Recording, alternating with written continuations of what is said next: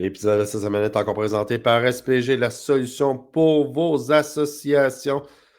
Je vous en parle tout le temps. Hein. Si vous siégez sur une conseil d'administration puis vous avez besoin d'aide, on est là. Si vous avez besoin, vous gérez aussi des événements. Vous avez aussi besoin ou encore mieux. Vous êtes dans une association, vous avez du personnel, vous êtes DG d'une association, vous vous dites, hey, peut-être que mes politiques dans l'interne, il faudrait qu'on revoie. On offre du service conseil justement pour revoir toute la gouvernance de vos associations, de votre association, pour vous assurer que vous respectez la loi 25, que vos politiques de gouvernance soient les parfaites. Hey, appelez-nous, appelez SPG, la solution des associations depuis près de 40 ans. Et encore une fois, par Unibrou, la série Autre chose d'Unibrou qui nous ont fourni des bonnes bières lors de notre dernier tailgate de la saison. Et on remercie énormément Unibrou pour leur participation cette année. Hey, bon podcast tout le monde.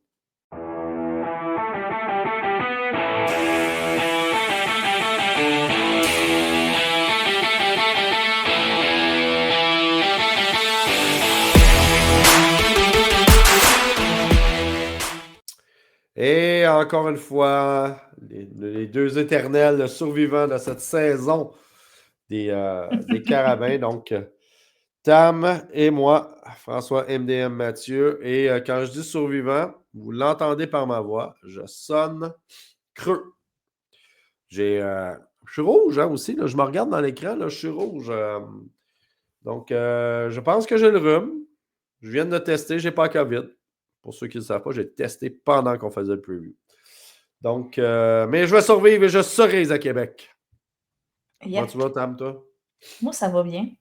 Je pense d'ailleurs que c'est le fret de la game de samedi. Tu sais, il faisait pas froid, mais en fin de journée, c'était un brin humide.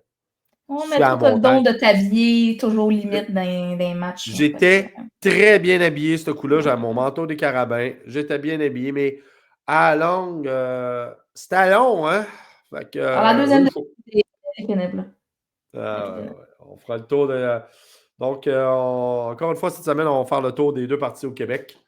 Les deux parties qui ont joué samedi, back-à-back. On va faire un petit tour du Canada. Preview aussi des demi-finales canadiennes.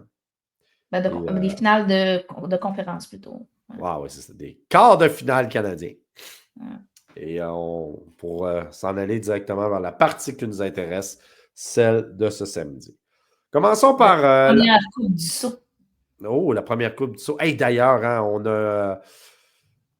on en a parlé, nous autres, là, puis on va faire un aparté, question d'éterniser notre podcast. Les Carabins Soccer, les deux équipes de Carabins Soccer ont gagné respectivement les deux championnats. Puis on a présenté des nouveaux trophées. Et notre équipe de flag football a gagné aussi le week-end dernier. On n'a pas parlé. Tu as raison. Donc, la compagnie Protocole qui est spécialiste dans les trophées a présenté le commanditaire, puis c'est eux qui font les trophées, les deux nouveaux trophées. Et on s'est demandé si ça donnait un preview sur ce qu'aura de l'air la nouvelle coupe de plywood. Et on espère que non. On espère que non. Ouais, parce que c'est pas si beau que ça. C'est comme deux bouts de bois. Ça ressemble à notre ancien trophée de poule de football des Montagnards. Ouais. Fait que bien hâte de voir la semaine prochaine ce qu'aura de l'air. Ce vendredi, le trophée va être La présentation, c'est ce vendredi lors de la conférence de presse? C'est supposé, oui. Ah ouais, c'est une bonne nouvelle, ça. Moi aussi, j'ai hâte de voir. C'est Jacques Dufault qui va remettre le trophée aussi aux gagnants. La fucking base. La fucking base. Commençons donc ce retour de nos parties de fin de semaine qui, on s'attendait à quelque chose. On pouvait espérer deux beaux match-ups. À vrai dire, non, j'efface tout ce que j'ai dit. Ce qu'on avait dit à la semaine passée, c'est que c'est le pire match-up qu'on pouvait avoir parce que Concordia et Carabin ont le numéro de Concordia et Laval a le numéro de McGill. Ça aurait été le contraire. Ouais, tous les journalistes disaient qu'on allait voir un match parce que Concordia avait retrouvé son oomph à l'attaque. Ont été déçus dans ce match-là. Mais nous, on était à Concordia le match où Ouimet a joué. Fait qu'on l'a vu jouer, puis on le sait que ça n'avait pas fonctionné cette game-là. On ne s'attendait pas plus à de miracle. Mais vu que cette game-là n'était pas télédiffusée, elle était dans la tête de personne quand ils ont fait le preview de ce match. Exactement. Et puis, il me semble qu'on l'a dit. Je pense l'avoir écrit puis envoyé à tous les journaux en se disant arrêtez de dire des niaiseries. Ce gars-là s'est fait geler, défoncer. Il n'a même pas été capable de rien voir lors de la Mais dernière ce game. gars-là va devoir apprendre à se protéger, sinon sa carrière universitaire va être courte. Ben, exactement. Puis commençons donc par cette partie. Le Concordia qui s'en vient à Montréal. Puis comme on le disait, ben, les deux de première partie de Concordia à Montréal, les deux de partie de saison, c'était rien. Là. Il ne s'est rien passé. Tu sais, Concordia a fait 14 points, même pas dans toute la. Concordia, en début de match, se sont vraiment pas aidés. Là. Faisons un petit retour vite fait sur la partie. Les Carabins partent avec le ballon, puis tout de suite, traverse le terrain, touché. Oh. Donc, on se rapproche, puis là, on sort le Barcelo spécial. Et là, notre chum Adam n'est pas là. Ça paraît.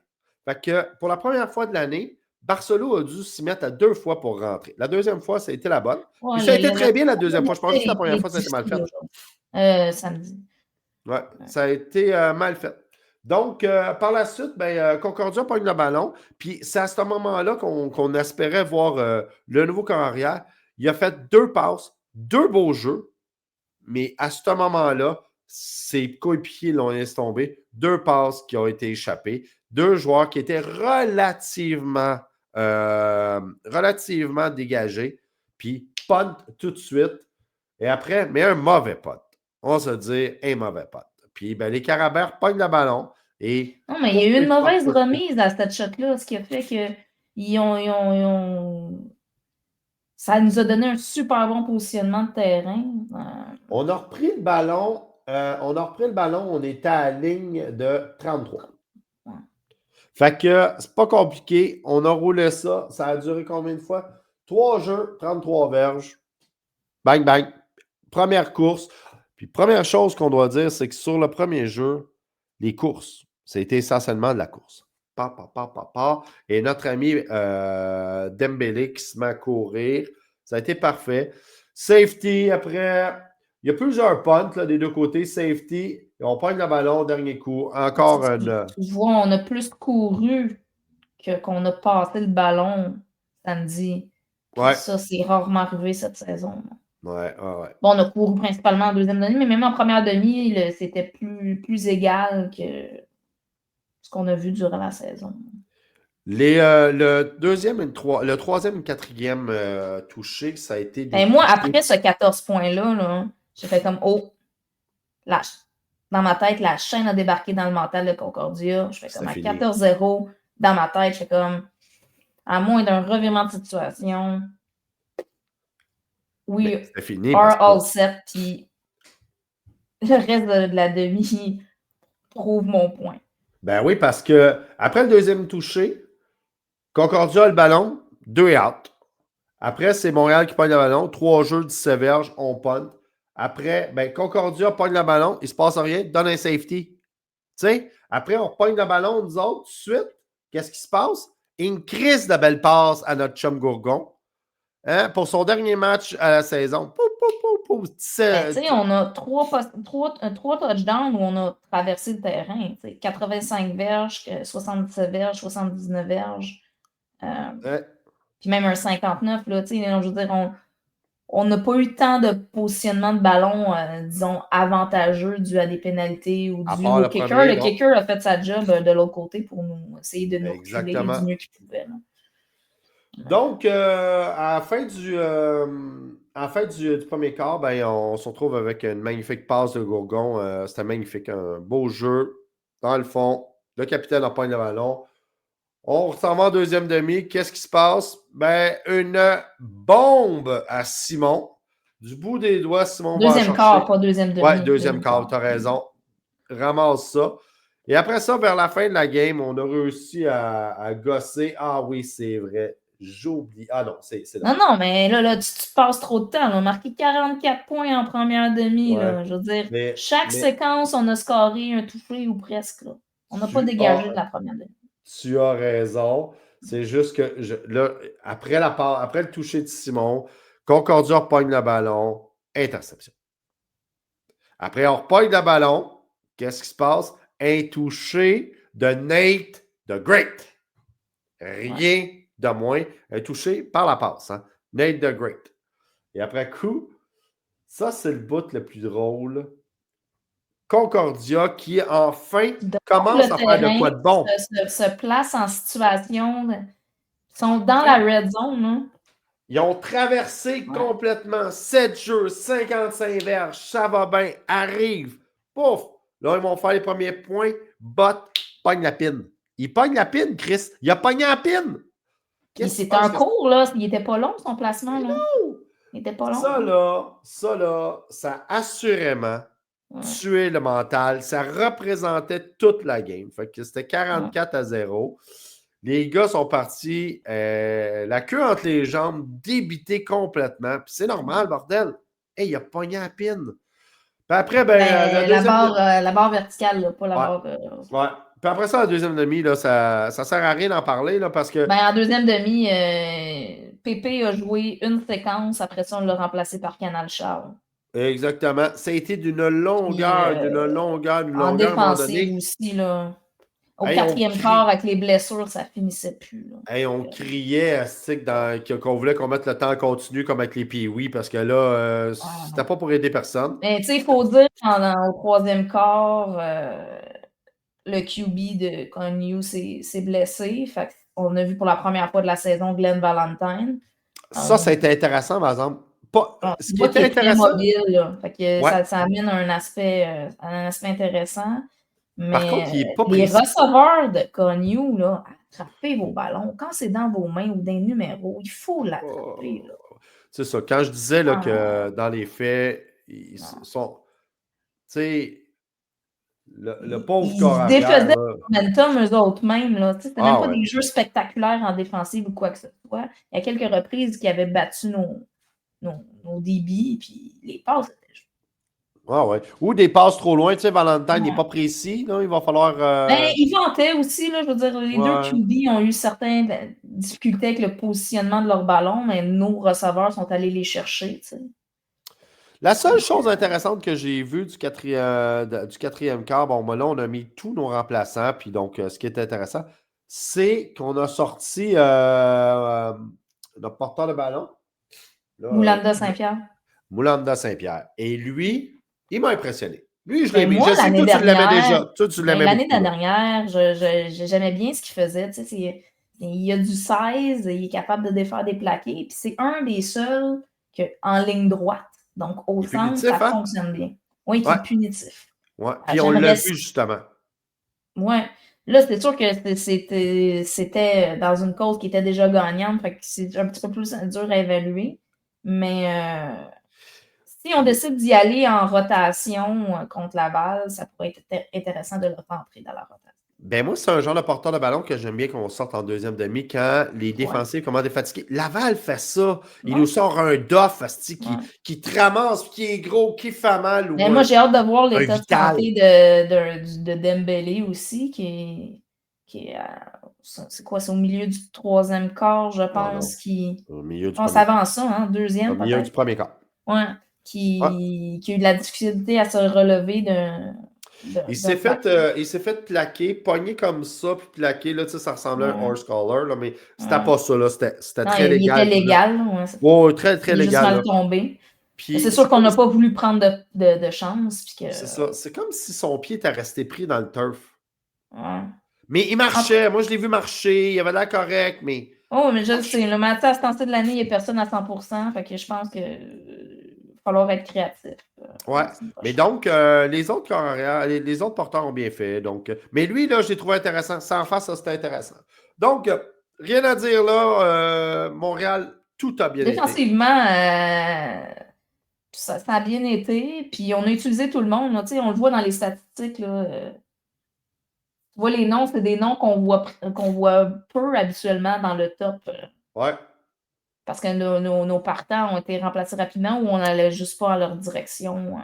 Mais c'est une bonne chose que les partants aient été remplacés parce que, mine de rien, Concordia joue un peu, pas salaud, mais non, ça se tape sa gueule. Ça se tape sa gueule. Non, il y avait de la frustration à la fin, là, ce qui est comprenable. Là, je veux dire. Fait qu'il y avait de la frustration, puis ouais, c'était plate. Beaucoup de pénalités. Combien de pénalités? Euh, je l'avais ici. 14 pour 185 pour nous, puis 18 pour 175 pour eux.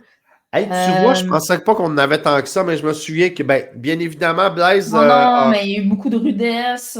Il y a eu les arbitres ont donné beaucoup de punitions, de rudesse ou de plaqués tardifs dès que les joueurs dépassaient la ligne, alors que pour moi, la moitié de ces punitions-là sur comme c'est un plaqué tardif, laissez-les jouer. Il faut que tu l'arrêtes. S'il ne va pas pour le contact, le joueur va rester à l'intérieur du terrain.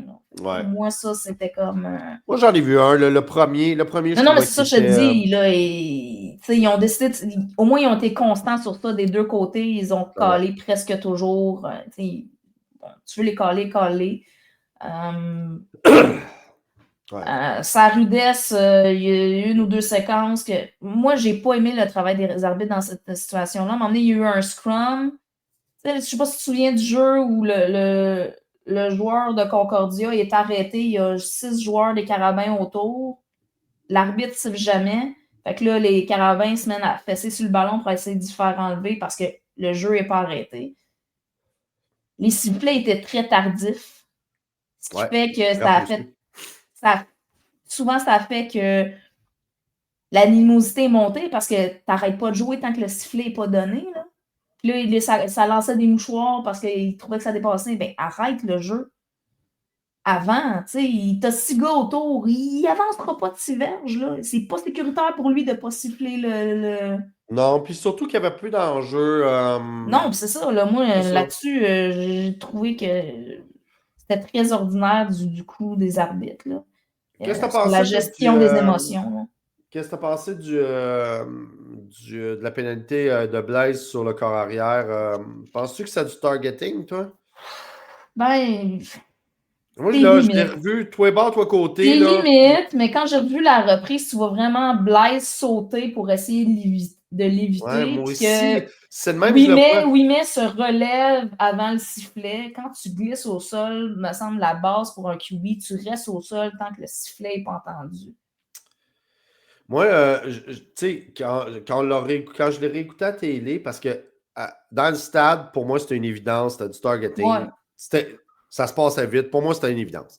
Mais après coup. C'est correct le call qu'ils ont donné. Ouais, t'es sur le coup, tu n'as pas de reprise. Mais après coup, j'ai l'impression qu'il frappait avec l'épaule, pas la tête.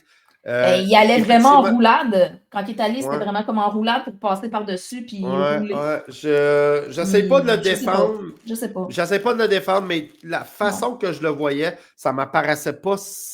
En tout cas, dans les angles qu'on a eus, le comité de révision vont voir tous les angles puis ils décideront de ce qu'ils veulent faire, s'ils le suspendent ou pas. Ils ont peut-être des meilleurs en fait, s'ils l'ont suspendu ou pas, parce que normalement, c'est dans les 48 heures suivant un match. On ne sait pas. On va le savoir samedi. Mais tu sais, moi, je voudrais féliciter les fans des Carabins. Parce qu'avec la maudite grève de la STM, se rendre au Septum a été compliqué. Puis moi, j'ai été surpris du nombre de gens qui étaient dans la place. Je m'attendais à une plus petite foule que ça. Et même chose du côté des Alouettes. Les Alouettes ont quand même eu une très bonne foule compte tenu du fait que c'était le chaos déplacé en ville. Fait que chapeau à eux. Oui, parce qu'il nous disait qu'il y avait à peu près entre 3005 et 4000 billets vendus. On n'était pas 4000. La foule a été annoncée à 3006. Puis c'est à peu près ça par rapport aux espaces libres en première demi, puisque fait que les estrades en deuxième demi, il y a beaucoup de gens qui sont partis à 44-0.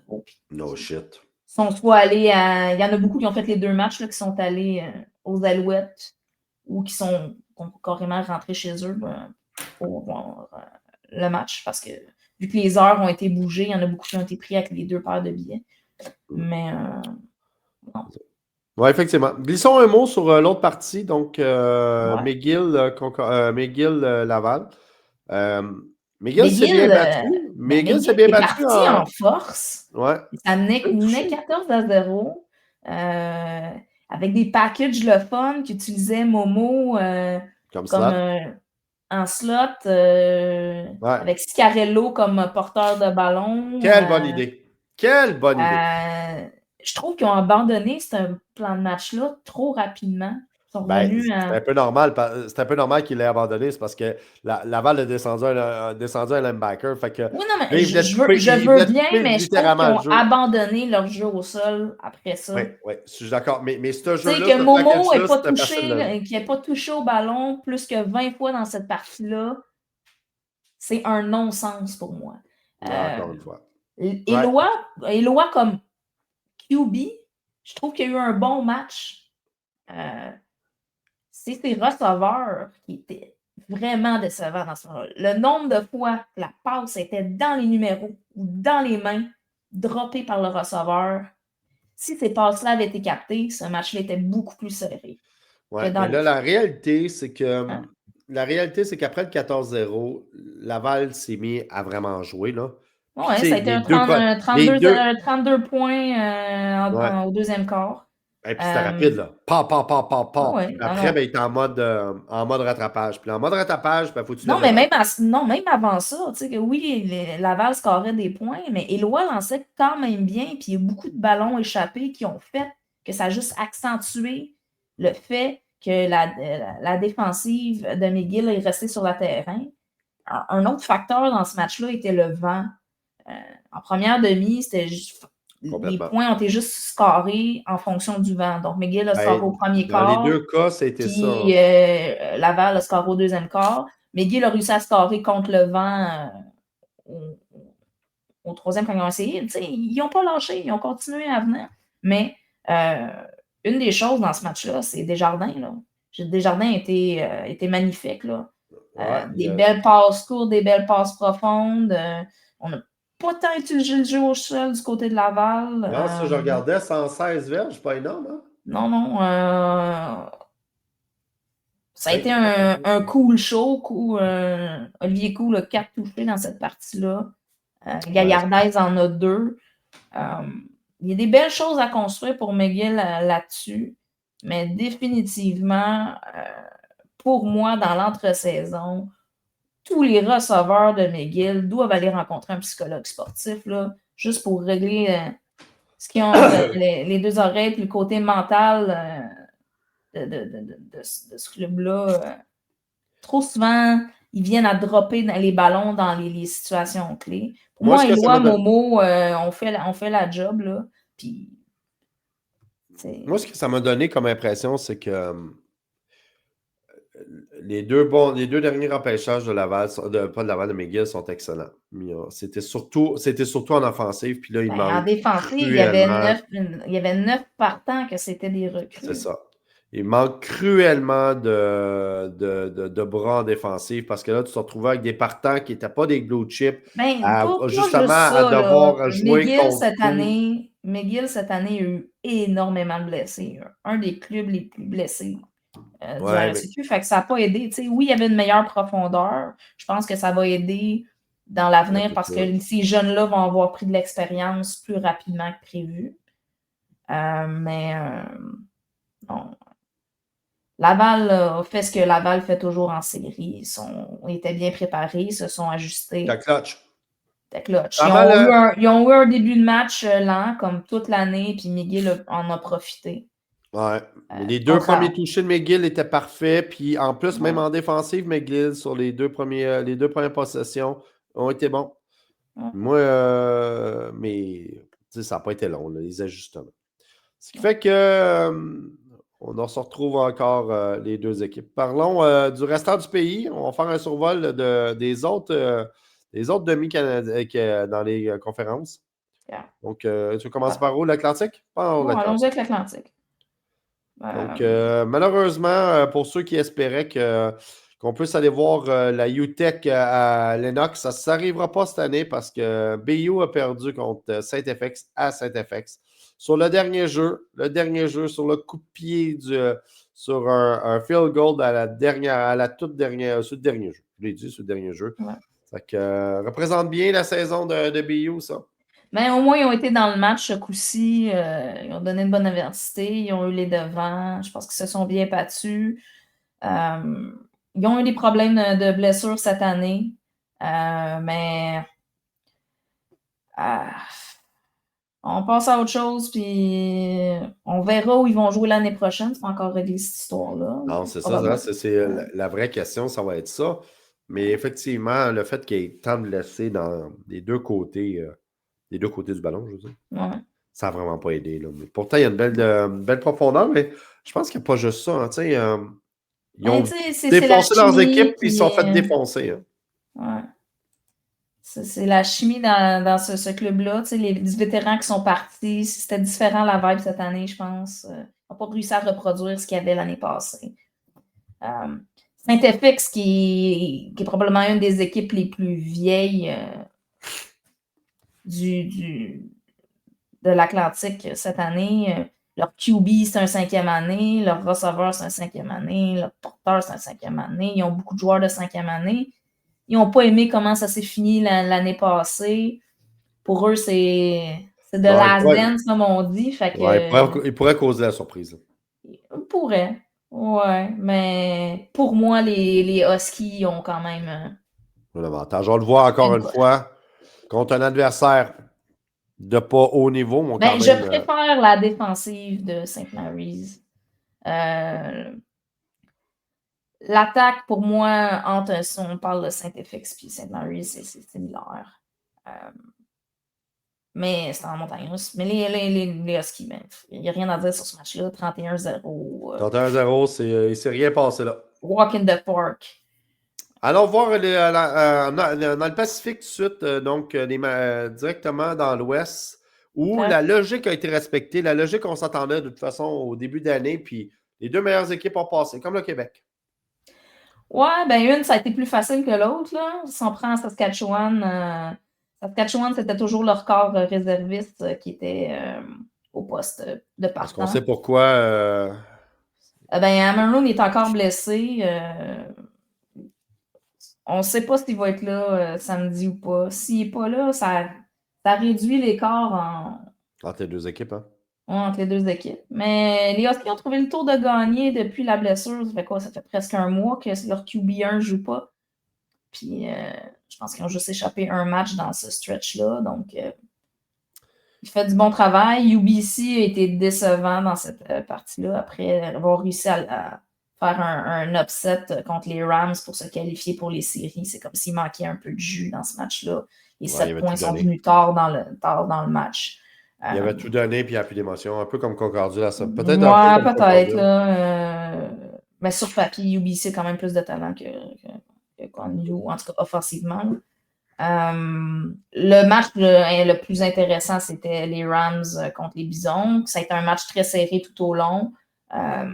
Les Rams tiraient de l'arrière en fin de 4e quart, ont réussi à se placer en positionnement de placement, fait un placement, égalisé, prolongation, 2 placements, on va en 2e prolongation. Malheureusement, la kicker de Manitoba a manqué un court placement. En fait, ça a pogné le poteau. Et après ça, le kicker des Rams a réussi à faire le 3 points pour la victoire. Puis les Rams passent à la prochaine étape. Et voilà. C'est sûr que les deux équipes de la Saskatchewan étaient beaucoup plus motivées cette saison puisque la Vanier jouait au Mosaic Stadium. Exactement. Donc, c'est sûr là, que ça travaille. Mais pour les Rams, c'était toujours pas Noah Pelletier, le QB. Ils sont allés avec leur QB recrue. Noah était habillé. Il était utilisé sur les faux filades et les jeux de course depuis 2-3 semaines. Est-ce qu'ils l'ont dit pourquoi ou c'est tout simplement le petit Non, moi, je pense que le jeune fait bien puis que Noah a eu ses hauts et ses bas au cours de la saison et même l'année passée. Certains disent que Noah leur a peut-être coûté le match contre Laval l'année passée. Puis je pense que c'est resté dans la tête.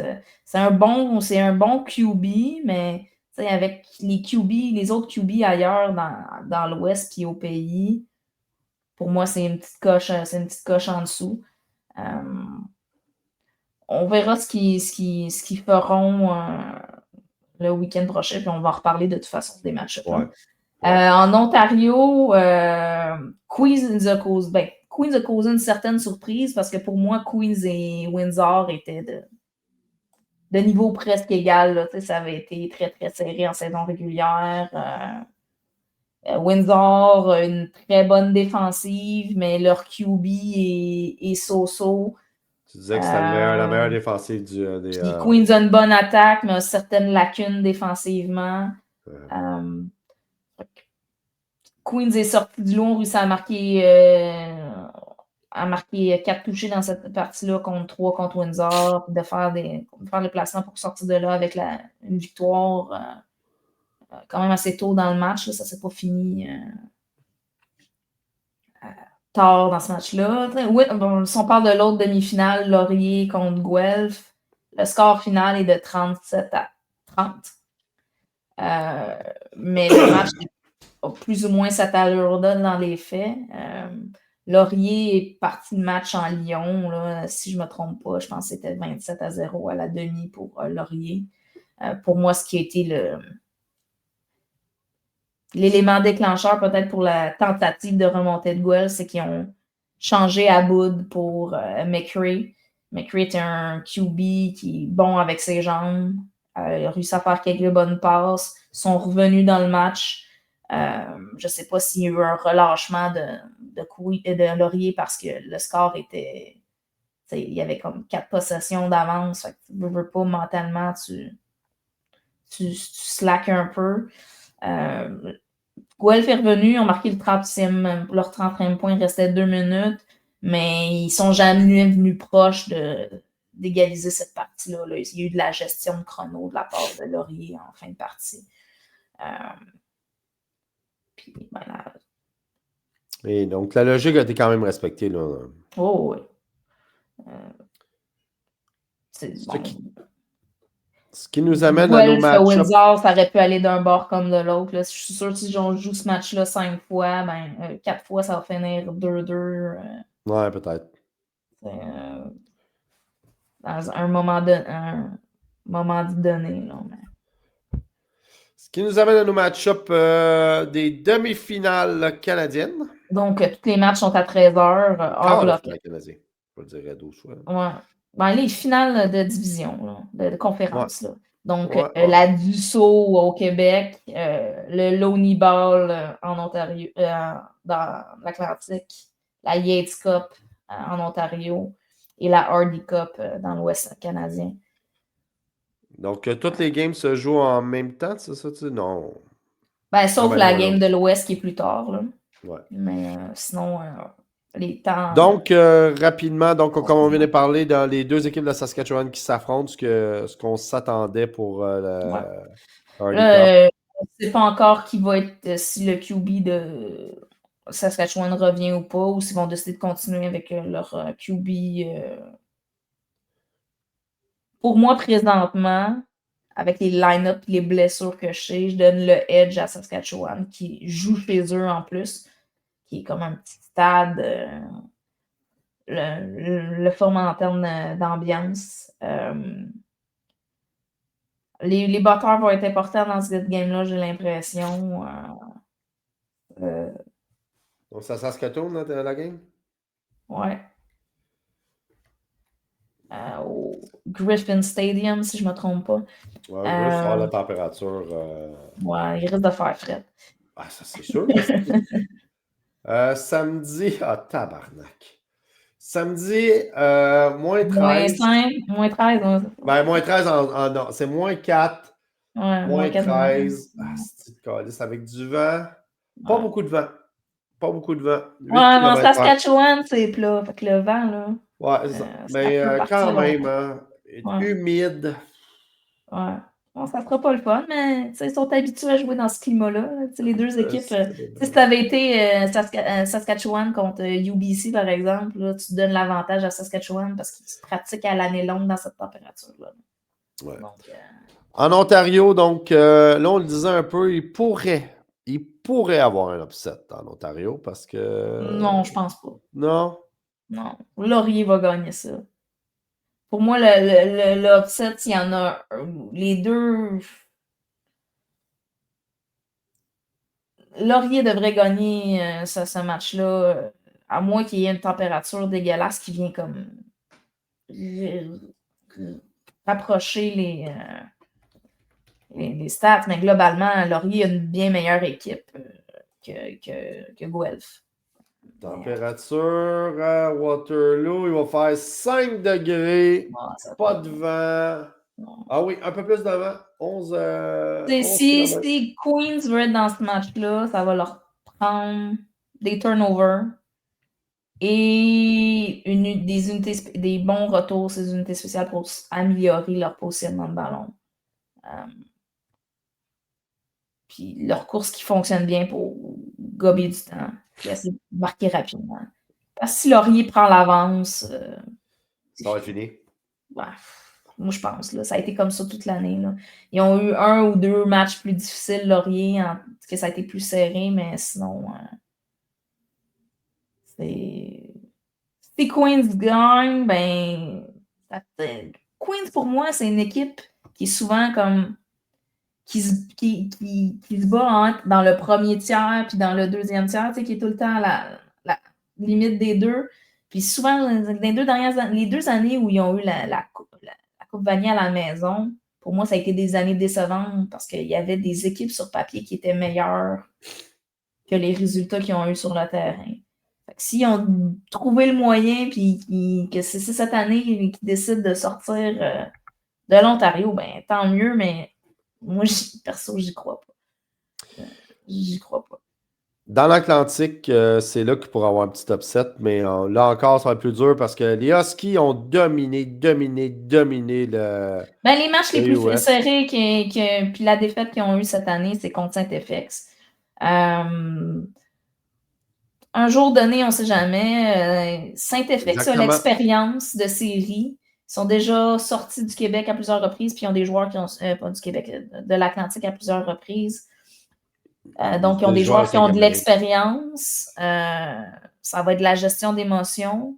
Mais cette année, sur le momentum, je trouve que les Huskies ont le momentum. Mais si tu me dis, Saint-FX sort de la province, OK. C'est pour moi, oui, les Huskies sont meilleurs que Saint-FX, mettons, sur papier ou sur le momentum, mais le meilleur n'est pas si loin et le meilleur par rapport aux équipes qui restent en liste, pour moi, c'est l'équipe 7-8 là, sur les équipes qui restent en liste. Là, je veux dire, il n'y a aucun doute. Donc, ce qui nous amène à la partie, la seule partie, et comme on dit... la 12e... Ouais. Là, on fait la blague, puis même cette blague est rendue un classique. La mort, les impôts, la Dunsmore, Montréal-Québec. C'est quand la dernière fois qu'il n'y a pas eu une finale qui ne comportait pas ni Montréal ni Laval? Ça doit être la dernière fois que McGill a gagné la Coupe. Non? Non. C'est 2002, l'année où les Carabins sont rentrés dans la Ligue. C'est la dernière fois qu'il n'y a pas eu Laval et Montréal en finale une même année. C'était qui Concordia McGill? Je crois que oui. Bon, je vais aller te voir ça tout de suite. Coupe Dunsmore. Dunsmore, regardons ça juste pour le plaisir de faire du temps. Non. Mais non, ça va être un match-up intéressant. Ben, t'as raison, parce que c'était McGill Concordia. Dans les 12 derniers... Ben, en fait, dans les 11 derniers affrontements, parce qu'il y a la COVID dans tout ça, là. On dit les 12 dernières années, mais il y a une année qu'on n'a pas joué. Donc, dans les 11 derniers affrontements, il y a seulement 3 fois que le score final a fini avec un score de plus qu'une possession. Tous les 8 autres affrontements, ça finit avec un écart de moins de 7 points. Donc, c'est toujours des matchs serrés. La température va influer sur le score, mais tu sais, ces deux équipes-là, pour moi, ont les 2 meilleures défensives au pays. Fait qu'à ce temps-ci de l'année, ils sont rodés, sont installés, sont partis. Laval a été un peu plus mou du bide en début de saison défensivement. Depuis le duel contre nous, puis même avant, la semaine d'avant, ils se sont replacés. Là. Défensivement, ils jouent bien, ils ont resserré le tout, ils ont eu des retours de blessures qui ont aidé à stabiliser le tout. Même chose pour nous, là, on a eu un creux de vague en mi-saison avec les 2 affrontements contre McGill parce que notre D-line n'avait plus de gros bonhommes au milieu, fait que ça permettait à la course de passer. Là. Mais depuis ce temps-là, défensivement, je trouve qu'on joue très bien. On accorde peu de choses. Nous aussi, on crée des revirements. Donc, ce match-là, la clé, ça va être une bataille sur les fronts. Celui qui gagne les fronts. Si on est capable de limiter leur course, ça va nous aider. Nous, il faut réussir à courir un petit peu plus. Pas besoin de dépasser nécessairement le 100 verges, mais on ne peut pas se permettre de faire un 21 verges dans un match. Il faut que nos porteurs touchent au moins le ballon entre 10 et 15 fois dans le match, même plus vers le 15 fois pour essayer de contrôler un peu le chrono puis aider notre défensive à ne pas être tout le temps sur le terrain aussi. Là. Je veux dire, on a une belle profondeur, on roule bien défensivement, mais il faut les aider un petit peu. Et le point final, pour moi, ça va être les batteurs. Parce que les 2 batteurs, c'est pas leur meilleure saison. Sur les placements, sur les dégagements, c'est variable selon la température, mais je pense que les batteurs au Canada en général, je ne sais pas ce qui s'est passé, là, mais cette saison, ont pas mal tous connu des saisons difficiles et pas dans des ranges. Moi, qu'un batteur manque un placement de plus que 40 verges, fine, on est au niveau universitaire, ça va. Mais qu'un receveur, qu'un batteur manque entre le 20 et le 30, pour moi, là, c'est problématique. C'est supposé être des automatiques, sauf si le botté est bloqué. Pas de « je pogne le poteau » ou « je manque ». Je veux dire, je veux bien le vent, là, mais le vent est souvent trop de l'excuse. Ouais, puis là, je te sors la température. Donc, il annonce de la pluie dans la nuit de vendredi à samedi. Il va y avoir de la pluie samedi matin. Ce qui veut dire que le terrain va être mouillé et fret. Il va faire 5 degrés dans l'après-midi, un beau 5. Là. On devrait être correct avec du soleil. Hein? Si les gars sont bien habillés, ça va. Oui, mais c'est un 5 degrés, passage nuageux, température ressentie 2, des bonnes rafales. 23. Ouais, mais au stade à Québec, c'est tout le temps ça. Là, je veux dire, Et voilà, mais avec la température, comme le terrain va être un peu humide, puis il va être c'est là la décision sur le coin toss va être importante. Là. Si le vent est vraiment majeur dans ce match-là, ben, prends que tu as le vent dans le dos pour le 4e quart. Là. La grande différence avec la dernière fois qu'on est allé, ce qui veut dire notre dernière game, c'est que Pépé sait à quoi s'attendre. Mine de rien, on parle d'un corps arrière recru qui s'en va jouer au PEPS, même si on prétend que le PEPS, c'est pas aussi loud et intimidant que le Sepsum. Ça reste que c'est 20 000 personnes, c'est loud et c'est intimidant. Ouais, mais là, les coachs, ils ont donné de la corde, puis il s'est pendu avec. Exactement. Il a voulu y aller sur les hauts risques au lieu de faire comme au Septum. prendre les le bonnes... PP va y aller un peu plus, puis on l'a vu avec la game contre Concordia, il n'a pas nécessairement essayé de tout le temps la crisser dans le fond. Il a joué plus conservateur. Puis ça, c'est l'avant. Il a le bras, il a la précision pour le lancer loin. Il faut le faire parce qu'il faut s'assurer d'ouvrir et d'étirer au maximum la défensive. Mais prenons ce qu'on nous donne. Et tu l'as dit, le jeu au sol, ça va être la clé. La clé.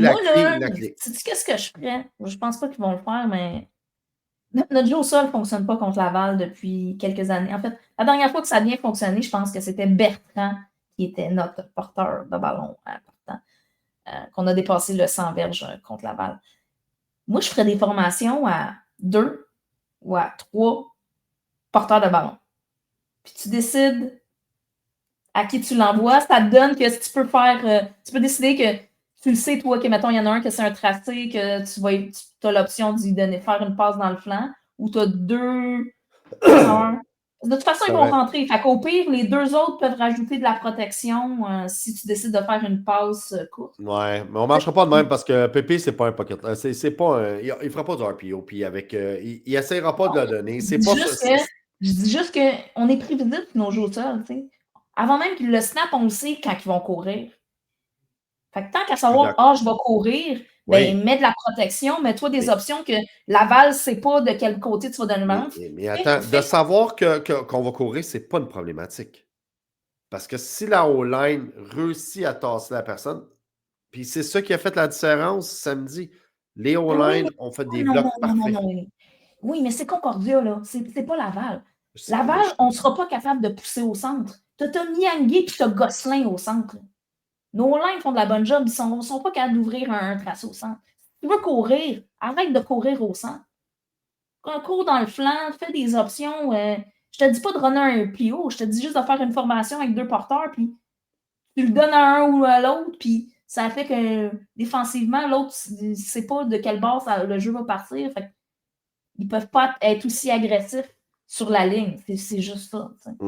J'essaie juste de sortir de la boxe pour essayer de donner des courses qu'on gagne plus que 5 verges. Mais tu vois, à ce moment-là de l'année, là, je pense pas qu'on va y aller avec des affaires exotiques. On va y aller, on va rester basic, puis on va faire sur lequel C'est on pas est mieux. exotique. Je suis sûre que c'est dans leur gameplay, mais qu'ils ne l'utilisent pas. Pas sûr Contre Laval, toute l'année contre Laval, ça a été juste des foutus courtes au centre, alors que contre d'autres équipes comme Concordia ou même contre Sherbrooke, la moitié de nos courses, ben, ils vont entre le garde et le bloqueur au lieu d'y aller au centre.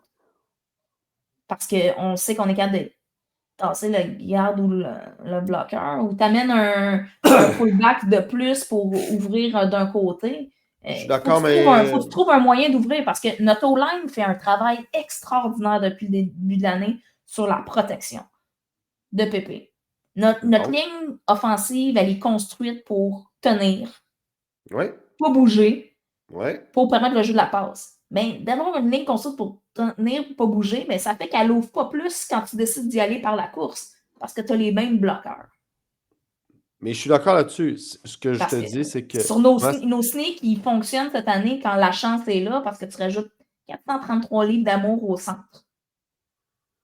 Fait que le poids fait que tu crées une brèche. Puis on l'a vu contre Concordia samedi, on a de la difficulté à faire les sneaks au centre sur des 3 et courts ou des 2 et courts ou les jeux courts. À ce cause que de je te ça. dis, moi, c'est que rendu là, dans un match aussi important que ça, c'est pas là que tu agrandis ton livre de jeu. Je pense que tu restes sur ton Mais identité. contre Laval, il faut que tu sortes des surprises. Ah oui, Tu peux mais je pas te être dis pas de pas sortir prévisible, les là. surprises. Mais c'est Mais ça, il faut que là. tu. Mais on va jouer De essentiellement faire avec. toutes les courses de même. Je te dis, tu sors 1 ou 2 packages de même dans la game pour juste déstabiliser la défensive un peu. Tu feras bien ce que tu veux. Laval Mais va nous déstabiliser. Laval va sortir. Ils vont ben, mettre. moi, Laval, je m'attends à ce qu'il y ait des packages préparés avec Ouellet. C'est sûr. Ils savent de toute façon que Parce on a que la Ouellet a des difficulté. jambes, puis tout ça. Je veux dire, je m'attends que la défensive des Carabins prépare les 2 scénarios. Ça va être Desjardins, là. Desjardins a joué un super bon match samedi, c'est sûr que c'est lui qui revient, mais je pense que dans certaines situations, Ouellet, tout le long de l'année, on l'a employé sur les situations de 2 échos ou de 3 échos, là, pour aller chercher le premier essai, mais ça ne me surprendrait pas qu'on des fois on fasse des feintes de 3 échos, 3 médiums pour changer le package pour des fois que le Carabin n'a pas le temps de s'ajuster défensivement au personnel qu'il y Penses-tu a qu'il sur va y le avoir jeu. plus d'attaques? Je parle des deux côtés. Je te rappelle que lors de la dernière partie, Laval n'a pas fait de toucher. Montréal a fait des touchés. Même si on a perdu. La dernière game a été, Mauvaise. disons-le, chaotique, Les, là, les deux équipes. mais Je suis d'accord. Je suis pour totalement d'accord. les 2 équipes, il aurait dû avoir plus de points offensifs dans cette partie-là si Mais elle tout le était monde a joué moindrement tout croche parce opportuniste. Là. que c'était Oui, non, c'est ça. Là. une game où il y avait trop d'attentes. C'était une game où il y avait trop de monde. Je m'attends à des touchés des 2 équipes. Bon, au moins un touché des 2 équipes. Les botteurs, ça va jouer dans la partie. Je m'attends à ce qu'il y ait à botter des placements à plusieurs reprises dans cette partie-là. Je m'attends à un jeu d'échecs défensif. S'il y a plus de touchés offensifs, ça va être dû à des revirements et des positions de ballon avantageuses sur les 10 revirements.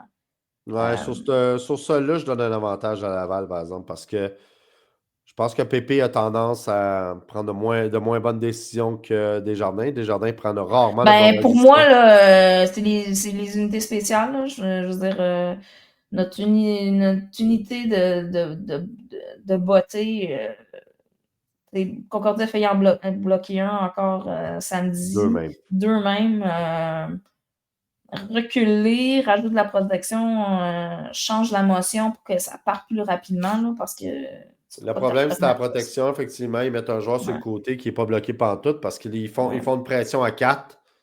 Puis ouais. avec un joueur qui n'est pas du tout protégé, fait qu'il est comme tout seul à rentrer. Sinon, prends un bot 3-4 verges plus loin pour te donner la fraction de seconde de plus pour botter, Ouais. là. Les équipes qui ont de la moins bonne protection, c'est ça qu'ils font généralement, sauf si t'es McGill. Mais non, c'est ça. Je m'attends pas à trop de revirements dans cette partie-là, en fait. Là. Je pense que ça va être un jeu d'échecs. Les deux attaques vont avancer un peu, mais jamais pour. Tu sais, les défensives, c'est ces deux défensives qui te permettent d'avancer, qui plient, mais qui ne cassent pas généralement. Donc, on va rentrer dans les ranges de placement, puis là, dépendamment du vent, ben là, c'est là que ça va jouer. Mais, Ouais, ça va être un classique. ouais. Tu l'as dit en partant, là, il n'y a pas eu beaucoup de games. On en a eu des games, là, on a eu des 28-0, on a eu des. Tu sais, il y a eu des games où le premier affrontement cette année entre les deux équipes a été sans équivoque, les Carabins ont défoncé la balle. Ben, si les Carabins veulent avoir une chance dans ce match-là, il faut qu'ils scorent rapidement. Ouais, puis qu'ils jouent comme ils ont joué la première partie. Sauf que là, c'est à Laval. Il y a le vent, il y a la foule. Et il n'y a plus du Ouais, mais ils sentiment l'ont des. vécu. Je veux dire, à un moment donné, les joueurs ont de l'expérience, pas leur premier. Non, mais euh, Pépé, ça l'était. Donc, ça, Oui, c'est fini. mais ça, C'est pas la même chose. le plan de match sera pas le même non plus.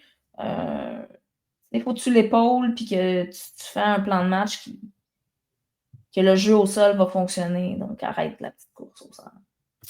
Pourquoi pas une Contrôler le rotation ballon. sur les porteurs de ballon pour avoir tout le temps quelqu'un de frais et dispo? Ça sera tout un affrontement. Donc, c'est ce samedi à Québec. Nous y serons.